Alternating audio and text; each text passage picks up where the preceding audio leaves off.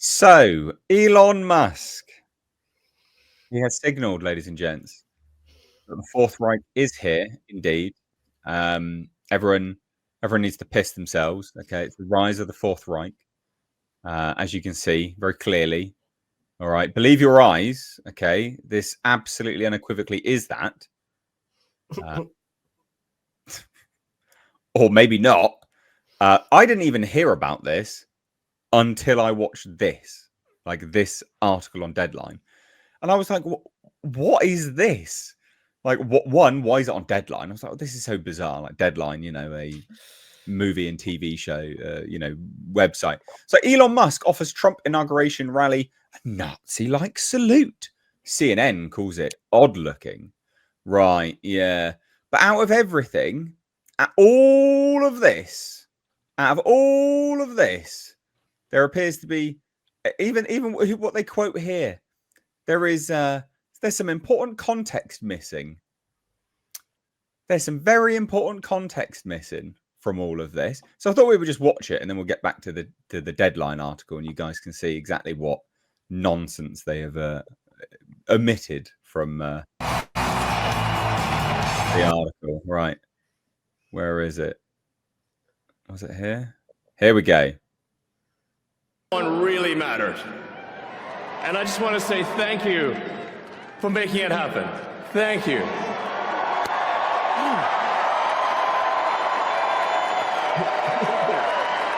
My heart goes out to you. It is thanks to you that the future of civilization is assured.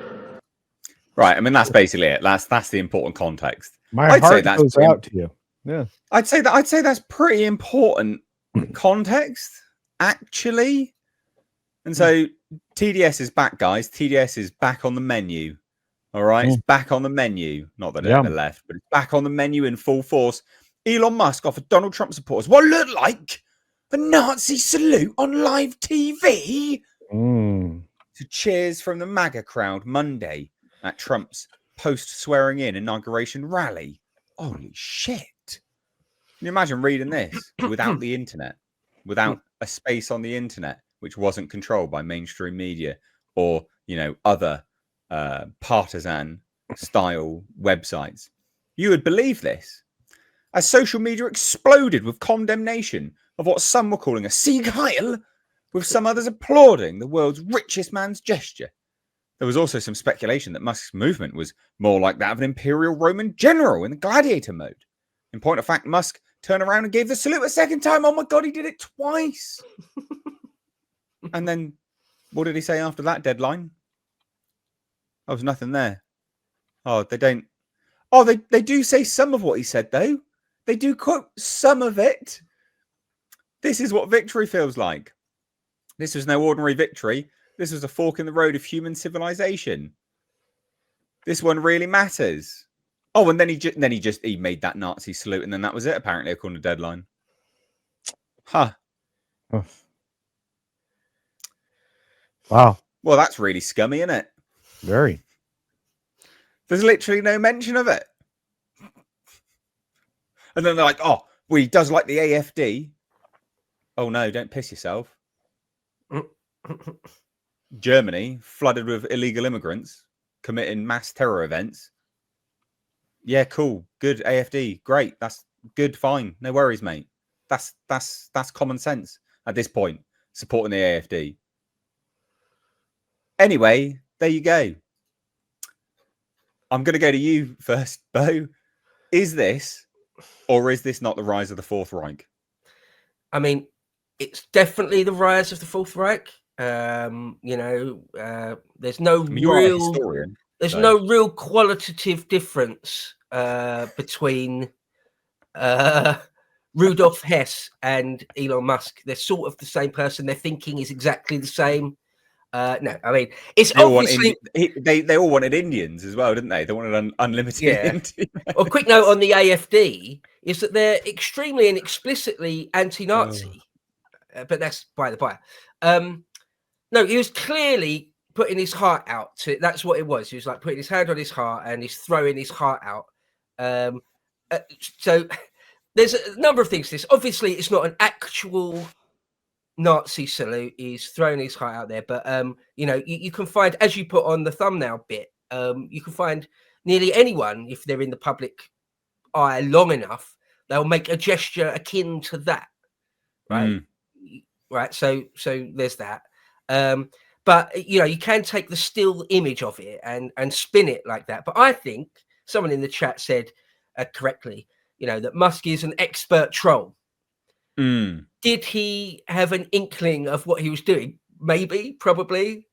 I thought, when I saw it this morning, I came into work this morning, turn the computer on, go on Twitter, and it's just funny. It's just funny to me. I tweeted and just put "ha" or something, just put "lol."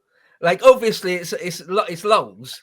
But yeah, you're quite right. The actual worrying thing is that the mainstream corporate media are still doing their thing. They'll never stop. The left-leaning mainstream media will never stop with this sort of thing. The Republicans and anyone even vaguely nationalist or right, not even nationalist, anyone even vaguely patriotic is their enemy, and they'll try to destroy them or smear them in any way they possibly can. So Musk is now, completely on their agenda. Long gone are the days when he was the darling. He was just this eccentric billionaire that they sort of liked. Those days are well and truly over. So, if anything, it's definitely not a Nazi salute, a Roman salute. But if anything, I suspect maybe Elon knew what he was doing. But I just find it funny. It's Elon's politics are not National Socialist. Not even remotely. Not even one tiny bit. Not even close. So, anyone that has bought into it or isn't sure what was going on, hopefully this segment clears it up. He was saying, "My heart goes out to you," and made what was, at most you can say, sort of an ill-advised still image moment, and that's it. That's all this is. Bit of a faux pas. Yeah, intentionally or otherwise. Yeah. Jesus. Oh, also as well, I've had so much fun just replying to people today. So if you want some fun, guys, go and look at my Twitter at Mr. Reviews. Go to my replies and look at my comments to do with people talking about this nonsense. I mean, it would appear that people's sort of memory of of what the salute actually is and what it actually looks like. There is a specificity to it, right? It is the shoulder in direct flexion within one plane of motion. It is upwards. I'm not going to do it, obviously, but it's straight upwards. This very clearly is not that. It's abduction laterally. There is a very clear difference. And at the end of the day, okay, well, let's play devil's advocate then. Okay, sure, he was then, I guess. Yeah, let's just say on face value he was doing exactly what you think he was doing. Well, I guess go cry on a corner then. Like, what are you going to do about it? Like, okay, I don't believe he was, but okay, so he was. All right, well, what then? What punishment should he receive? What do you want to happen from this now? No, do you have an idea? No? Well, shut up, you're fucking bleating then. You sound like idiots. Anyway. Well, because that's the thing, isn't it? Everyone keeps banging on about certain bits and pieces, and then you're like, well, okay, then, well, let's just say that is true then. Let's just say it is true. And what then? What are we going to do about it? And what would you like to happen? Okay. Yeah. His hand is sort of splayed. It's not the actual, apart from anything else, it's actually not the Nazi salute. But yeah, it doesn't seem to matter. None of that matters, does it, to these lefties? Doesn't matter at all. It's anyway. I'm interested to see what culture thinks about it. Being in his country. Well, I saw it in context, in real time. So I think nothing of it. I thought nothing of it at the time. I was one of the people that went around, and then after this kind of story, bologna sausage spilled out into the world, I went and collected all of the Nazi salutes that the Democrats have given over time. Yeah. So yeah, it was an opportunity for me to show hypocrisy, that things can be taken out of context. AOC you saw an example of a few of the pictures that are out there. Yeah, but I'm thinking you have to be a real moron to believe this. You know, and again, trying to cast dispersions across the board. The labeling of, you know, extreme right, from now on, I'm just going to call them extreme leftists. The you know what, at this point, we don't have a Democratic Party anymore. I think a lot of people that are in the Democrats as voters have realized that, and they've realized they've been living in this, you know, artificially generated bubble of information that has been widely disproved. And it did, you know, the pardons didn't help any of that matter. But when it came to this particular story, I think most people were nonplussed. I think they were just like, I'm not, I don't care. This is not, this is more, you know, targeted journalism. It's the same thing as the targeted lawfare that we've been witness to for so long, you know. And honestly, there's going to have to be ramifications here. So it is what it is. But the journalists are, I mean, look, if you want to be a news organization, report the news. If you are trying to be a pseudo one like Deadline, you know, this particular presentation and the couching of this, I mean, we're going to start seeing, I have a feeling, even more lawsuits for defamation by these news organizations that are going to continue to, they're going to continue to lose, just like they did last week. CNN had to take the big L, you know, and they had to write a $5 million check for compensatory damages, but they settled really fast when they got to that phase of their guilt, because they knew hundreds of millions of dollars were at stake at that point. Do you know who can't afford to lose hundreds of millions of dollars? CNN via Warner Brothers. That would have been very, very bad. So it's going to change. The stink has definitely settled in on the you know, on one particular side of the equation, and it's going to get to be something that more and more people will be able to detect. There, those are my thoughts. I don't care about this. This is a non-story. I think it's great to see the decline and hopefully the demise of sort of old corporate mainstream media organs like CNN or MSNBC or even Fox or whatever, that going into the future, and obviously I'm a massive partisan in what I'm about to say, but hopefully in the future it will be sort of independent news outlets, or even individuals on Twitter who've got a Substack or whatever, where people get their news from. You find someone you like and trust. Again, could be just an individual. And you get your news largely from them. I mean, I say I'm a partisan because, of course, Lotus Eaters, it's one of the things we do, right? And so I do think I include the BBC in that, that they'll be so discredited, so thoroughly and utterly discredited and thought of, rightly, in my opinion, as untrustworthy or beyond ever being trustworthy ever again. That people, the vast majority of people, you know, boomers are annoyingly stubborn on this, but the younger generations coming through just simply won't really get their news from something like CNN or BBC or whatever.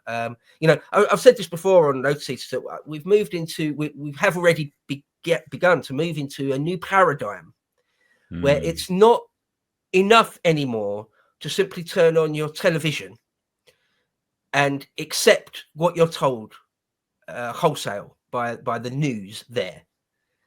With, you know, people, unfortunately, some people are still credulous enough to do that, but a lot aren't. And it's now on you, everyone I'm talking to, it's now on you as an individual to actually filter fact from fiction to some degree for yourself. Long gone are the days, I hope, where the majority of people will just turn on CNN and just accept everything that they're being told. That paradigm, that Overton window has certainly begun to shift, and I just hope it keeps doing so. I think it will. Yeah, I think with like every single generation, it gets worse and worse and worse. The cracks have gotten bigger and bigger and bigger in people's trust, you know, of mainstream media, and it just gets worse and worse and worse because they don't stop. Like, it's not like they stop, then they just keep going. So it just gets called out more and more and more, and then like that damns. It is an inevitability that at a certain point in time, because it won't ever stop. I don't think that's ever going to stop. I think, people's distrust is only going to get bigger and bigger and bigger, with respect to media, especially in the UK. Like, you guys in the States, I think it's been patently obvious for a lot longer that there is obviously, partisan news in the States, right? But I think the UK, there was a sort of an element of, I don't know, just ignorance or blind trust, whatever you want to call it, for a lot longer with respect to our media. And that's just, that's starting to go massively now. I mean, one of the things about trust, the nature of trust, is that it takes a long time to build up and grow and become a thing. And it's very, very easy to destroy it and break it. Right. And it's exactly the same with just normal human interactions. If you know someone lied to you once, you're distrustful of them forevermore, depending on the nature of it and everything. But, a big lie, you've found someone lying to you about something important. And it's very, very difficult to ever trust them sort of ever again, at least not for a long time, at least, and not until you've so the same goes. It's integrity, isn't it? Yeah, at the end of the day, it's integrity, conviction, and integrity. Those things are important. Someone's integrity becomes is called into question when they're proven as a liar, and then it's your conviction and your integrity of whether you're going to choose to believe them in future. So, like, once trust is gone, it's pretty much done. To be fair, that's why I think it's very, very important. Even for a tiny outlet like Lotus Eaters, and essentially nobody like myself, whenever I get something factually wrong, which I've only done once, maybe twice, I make a point of next time I'm on camera or whatever, is to say, look, I got that wrong. That was in good faith. I wasn't deliberately lying. I was, innocently incorrect. There's a big difference, isn't there, between being simply incorrect about something in good faith and deliberately lying. So once or twice I've said something, and then people have shown me that what I said was wrong, and I will make sure I say sorry about that. Right, it wasn't a deliberate lie. And that's that. And occasionally you get a newspaper or something doing that. Occasionally they'll print something saying we're wrong about this, but you get something like CNN or MSNBC lie and lie and lie and lie through their teeth endlessly, are shown beyond any shadow of a doubt to have been lying, and just move on and never address it. That's the same as the BBC. That's scum. That's scumbag. Yeah. Well, I mean, and that's a huge problem, right? You have we here in the States up until yesterday, perhaps, we had a 2-tier justice system. You guys have split up into even more tiers, but I feel very bad for you as far as speech goes and everything else. But as far as the authenticity of it all and the integrity that's required to do what we do, you have to, as a content creator, admit when you were wrong. You have to point out and apologize. I think that's required. I've had to do it a few times myself. It's better. It's safer, and to go back and say, hey, I was misinformed. I didn't have all the facts. I mean, you have to tell people because they have to understand so they can update their thinking, because I mean, new information should inform your opinion. That's the way that it's supposed to work.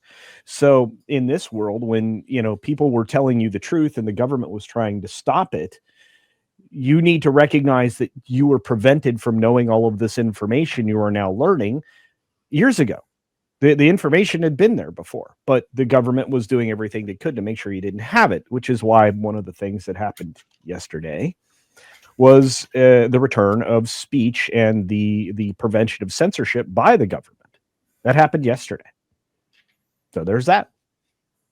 Yeah. Well, there you go. There you go. I think something. Sorry, just to add to what Culture said there. And I'm sort of stating the obvious. Probably everyone already knows what I'm about to say, but I do fear that Britain will be one of the last. If the AfD are able to form a government in Germany this year at some point, if Le Pen gets in France, which is looking increasingly likely, obviously Italy have already got Maloney, Britain will be in 4.5 years time one of the last holdouts of this old school early 2000s crazy leftoid freak show of a government will be the last ones holding out, and it's frustrating and annoying, but hey, Yeah, mega frustrating. Hopefully, broadly speaking, the Western world at least, we're starting to turn that page. Yeah. And we've got the God Emperor himself to thank for it, and Uncle Elon as well. Well, you saw what was happening, I believe, in Romania, where the government stopped the election, or paused it, and then they have just learned that now even more people are in support of the person they didn't want to win, or the New World Order didn't want them to win, or just the world WEF. It does become a little bit suspicious. You're like, well, so sorry, what's going on there? It's a bit weird. And we've got a super chat actually kind of about this. Bill Dorr for £5. Thank you so much, buddy. Says, if Musk and Trump help us get rid of Starmer, it'll be the second time Americans helped us beat a tyrant. We'll never hear the end of it, but I'll take it. Yeah, man. What great input. Thank you so much as well, supporting the channel there. I was having a conversation with someone earlier, actually, just briefly in text format, and the conversation turned to what Trump's doing with immigration, and I was like, yeah, look, you can actually have borders, you can actually enforce it, you don't have to have infinity illegal immigrants. And they were like, well, do you think we're gonna do that as well? I was like, no, not at all. No, not at all. Absolutely not at all. Why? Because Keir Starmer is a true ideologue, and that's a danger. That is someone who is dangerous. It is cult-like for him. He firmly believes that he will not hear any element that he won't question his ideology. Like, it is firm fact for this individual, and that is incredibly dangerous, because this Keir Starmer, our prime minister, is like, no, woke utopia. Like, that's it. Even if it will destroy the country, which it is around us, it is destroying the country. We have more deaths happening day by day. We have, with various knife crimes, terror attacks happen very, very frequently. Lives are irreparably damaged and destroyed in this country, right? Thousands of lives, tens of thousands, hundreds of thousands of lives are irreparably damaged in this country year on year. It is destroying this country, and no one cares, because they're ideologues. I do think of Starmer in a sense, in a limited sense, in the old Soviet mold of he will never, in the sense that he will never give up power. There's no amount of pressure that can be put on him by sort of lobbying groups or something that will make him step down, in the style of a Ceausescu or something, in the style of Stalin. Yeah, well, I mean, everybody that fits that mold ends up in the WEF. He's a WEF adherent. So anybody that, anybody that is a Davos worshiper, they are all kind of painted with the same brush. They all have to line up with the same kind of ideology and everything else. They're all corrupt pieces of garbage trying to circumvent the sovereignty of the nations they reside in. And they do it in nefarious ways that lessen the ability of their country to do the things that keeps a civil society together.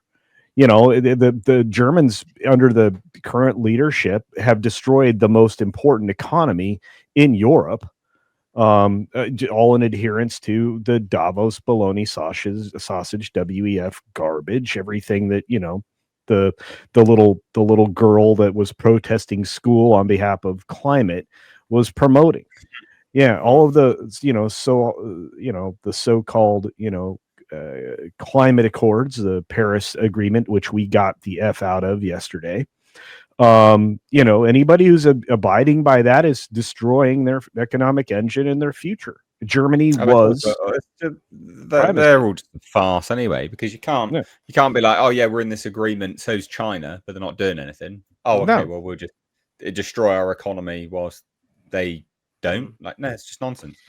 The whole thing's it's just pure evil. I think one of the things Culture was referring to there, I'm sure, was and anyone who's watching this might not know, but Starmer was asked before he was prime minister a while ago now, 2 or 3 years ago. He was asked in an interview on camera to just a simple choice between.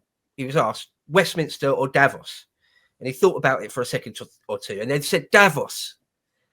What an insane thing that someone like that is allowed near the leadership of a main political party, let alone actually becomes prime minister, head of government. Tragic, I mean, really. it's sort of a madness. But Trump got rid of just opted out by executive order of the WHO. That was sweet. That's what government should really be. When you look back at governments, sort of mainly pre-war, I mean World War II governments, is they would often do sweeping big things. Right, we've lived in a world, a paradigm, again, don't want to overuse that word today, but we've lived in a world for last few decades where governments seem to be scared to do anything big, like the idea of leaving the ECHR or just opting out of the WHO or something kind of big on policy terms, kind of big like that they're scared, they're terrified to do it, that it's off the table. No, that's what governments are for, or to make decisions like that and just do them. That is one thing you've got to say about Trump, is that he's got the balls, or the political will rather, to actually just do these things. I'm here for it. Yeah, he's not. It doesn't sleepwalk on policies, which everyone else seems to want to do. But we will move on from that now.